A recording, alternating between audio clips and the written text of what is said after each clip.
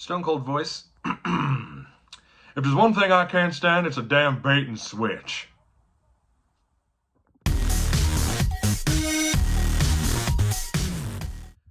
What is going on out there, world? It's your boy Tommy on the spot for Watch Along Wrestling. Hopefully everyone is doing well and staying safe. It is so great to be back here with each and every one of you.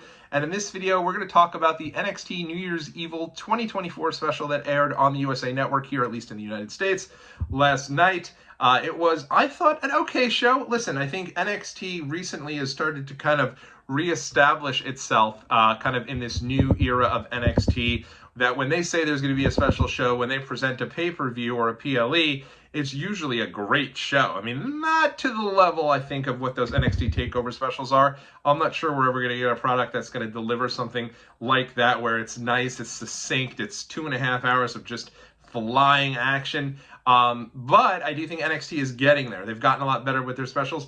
Last night, I think, was a little bit of a step back for what they've been producing recently, but I still think it was a solid show. The biggest news coming out of this show, in my opinion at least, is actually the idea that the Dusty Classic is going to be coming back. They're going to be starting next week. They did announce that one of the major teams that's going to be teaming up in the Dusty Classic is my main man, Baron Corbin, who's going to be teaming with Braun Breaker. And so that should be a fun pairing. I think they looked really good and kind of like a Strange Bedfellows type team. I'm interested to see kind of where they go. Baron Corbin actually was in the finals of the very first Dusty Classic way back. It was him and Rhino taking on the eventual winners, Finn Balor and Samoa Joe. So good to see Baron Corbin kind of back in there with Braun Breaker, and I think they're going to make for a fun team. I really enjoyed their match. And that kicks off, the Dusty Classic does next week.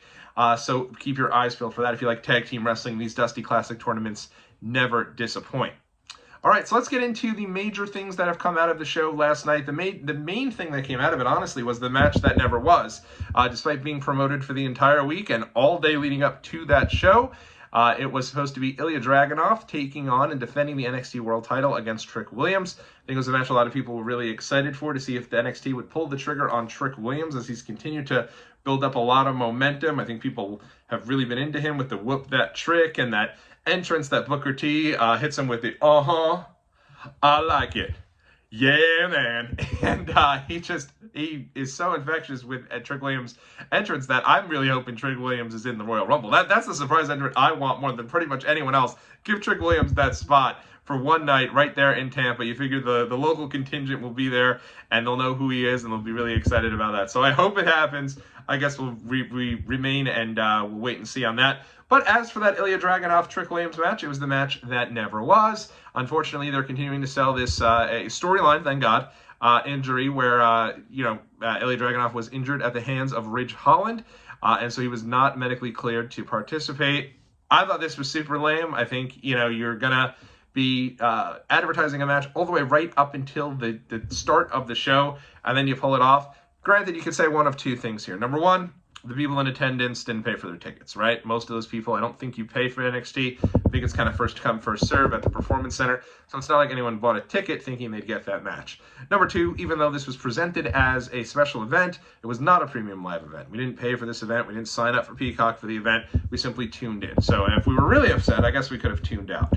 And number three, they gave us a pretty cool replacement match here, as Trick Williams put his title shot on the line from the Iron Survivors Challenge and ended up putting that on the line against Grayson Waller. Waller had kind of baited Trick Williams into doing this backstage, and Carmelo Hayes, who's been really kind of starting the dissension there with him and Trick Williams and continued that piece just last night, ended up putting that title shot on the line on behalf of Trick Williams. So it ended up being Trick Williams versus Grayson Waller in the main event. And to add a little excitement to it, Shawn Michaels had put on his Twitter that he had been informed that a former NXT champion was on his way to watch the match and was going to be there in person. So this kind of got everyone really excited, because obviously this was the same day that Andrade Cien Almas, Andrade El Idolo, if you will, posted that he was leaving AEW. I think everyone was getting a little excited, maybe a little ahead of the horse here, that it was going to be Andrade returning to WWE and showing up there in the main event.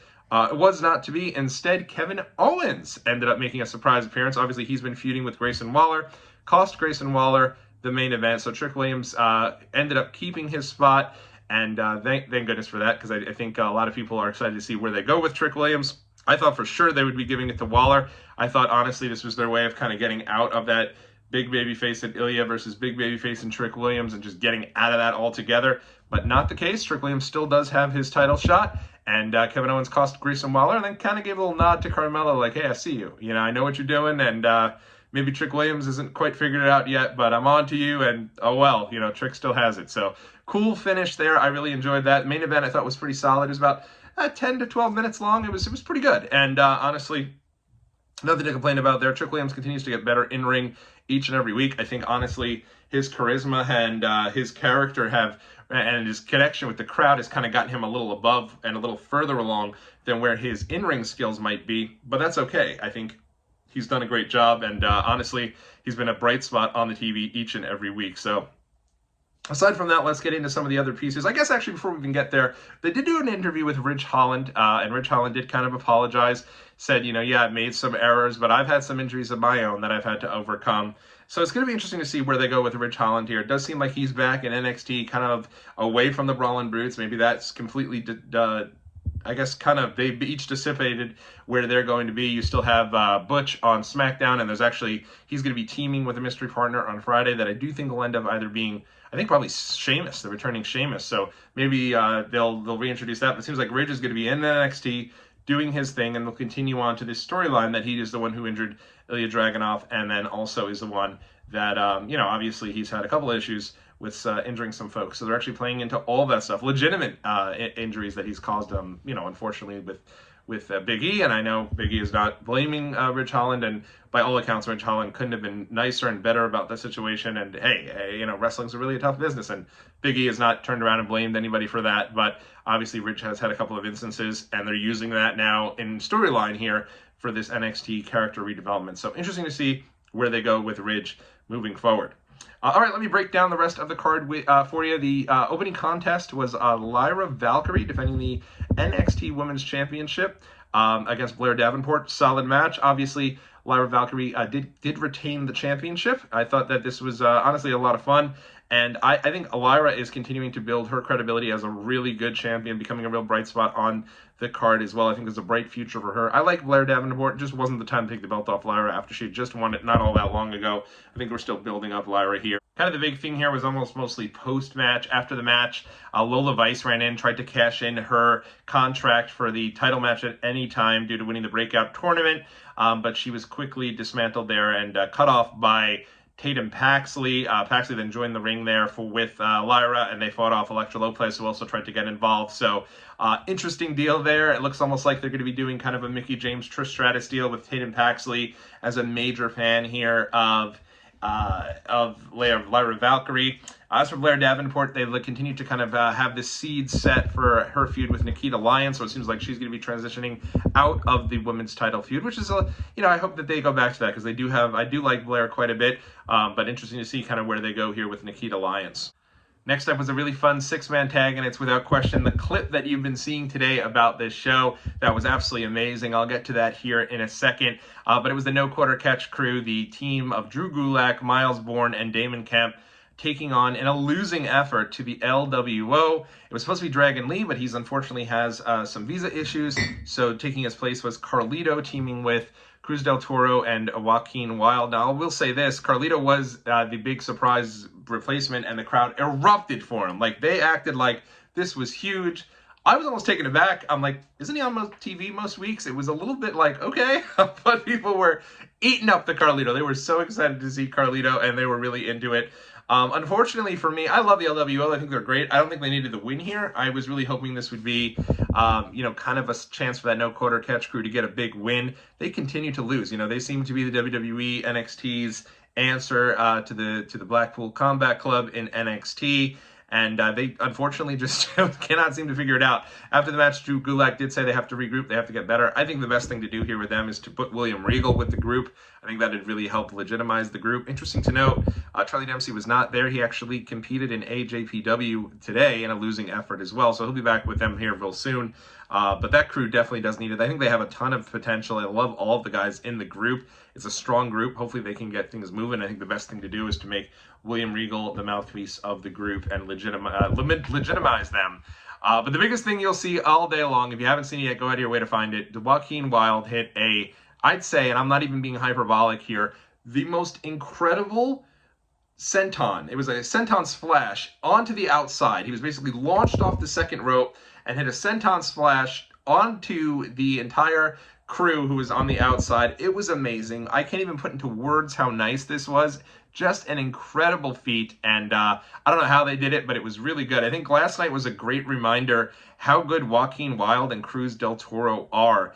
These two guys, unfortunately, have been kind of booked as I'd say on the back burner, so to speak, background players to the LWO, and even before that to Santos. But they are so good in the ring. I hope they really give these guys a chance to go for the tag titles and to have good matches on SmackDown, because I think there's a lot they can do with them. Really strong match here. LWO gets the win. I would have liked to see it go the other way, but that doesn't mean I didn't enjoy it. It was really good stuff. And great to see Carlito out there slapping high fives, slapping hands. Everyone was happy to see Carlito. Moving along, it was Ariana Grace against Roxanne Perez. More of a storyline here than a match itself. Roxanne Perez continues to become a little more unhinged. She got the win here, but then due to her not stopping after the match, not listening to officials, the ref actually reversed the decision, gave it to Ariana Grace, and even Booker T, her mentor and trainer, was sitting there saying, hey, I don't like this side of Roxanne Perez. So more to come there. That's an interesting little wrinkle there. I thought it was really interesting stuff. Next up, one of the more entertaining matches, you had Fallon Henley taking on Tiffany Stratton with the stipulation that if Tiffany Stratton had won, Fallon Henley would need to be her servant, but Fallon Henley did get the win, which means that Tiffany Stratton had to spend the day as a hand on the ranch, helping out Fallon Henley and her crew. So I'm sure that's going to be very entertaining stuff. Mickey James already put some stuff online saying stuff that she needed done and she could use help with as a ranch hand. So we'll see if that plays into any of this with Tiffany Stratton. I definitely think this was the way to go, though. A lot of great character development, I'm sure, coming from both Stratton as well as Fallon Henley. This was a lot of fun, and I'm glad to see that Fallon gets the big win here, and I'm sure there'll be a lot of fun footage next week on NXT. Moving right along here, it was the finals of the men's breakout tournament. It was Obafemi taking on Riley Osborne. Obafemi is a beast. This guy is a former athlete from the University of Alabama. He is 22 years old. Riley Osborne's only, I think, 25 years old. So both these guys have bright futures in WWE. But this guy, Obafemi, just amazing. People have been talking about him all day. He's kind of, reminds me a little bit of Monty Brown when he was in TNA. He just hits you. He's tons of energy. And go out of your way to check him out. Obafemi did get the win here, so interesting to see what they're going to do with him. Are they going to strap the rocket to this guy? He's 6'4", 275, built like a house. I mean, he is going to be big for WWE, and I'm really interested to see kind of where they go from here. I think it was the right call. You couldn't have Riley Osborne beat him. Chase U, a little disappointed there, but I thought it was still interesting, and they did announce that Chase U is going to also be a part of the Dusty Rhodes Tag Classic next week, so that'll be interesting as well. But Obafemi, check him out. The guy has star written all over him. That was pretty much it for NXT New Year's Evil. Let me know what you thought about the show. I thought it was okay. I think they've certainly had better TV specials. They've certainly had better PLEs. But for what they did, I thought it was fun. I like the branding, and it's been a fun week thus far. And all this is just the start. We have a huge announcement coming from Triple H when they're going to have a preview special on Peacock airing live tomorrow night. So whatever that special is, if it's a huge announcement, I'll jump on here and I'll chat with you guys, let you guys know what it is, and talk to you about everything we find out. We'll kind of experience this together. We'll watch along together, as the kids say on the street. Should be fun. So in any event, if this is your first time visiting the channel, thanks so much for doing so. Make sure you leave a big thumbs up, subscribe to the channel, and we'll be back real soon right here on Watch Along Wrestling. Take care.